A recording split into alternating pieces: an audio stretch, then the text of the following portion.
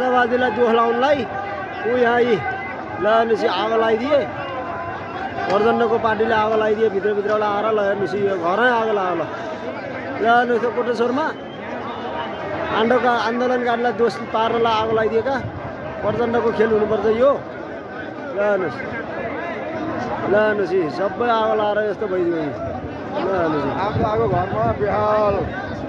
अन्त चिन्दिनु भयो घरमै चिन्दिनु भयो ल हेर्नुहोस्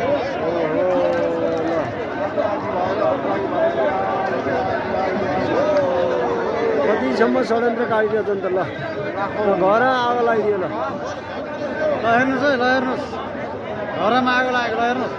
पुरै हेर्नुहोस् पुरै घरै जलाइदिइसक्यो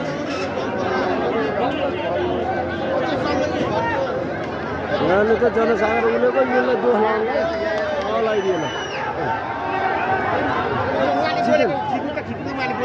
भन्नुहोस् त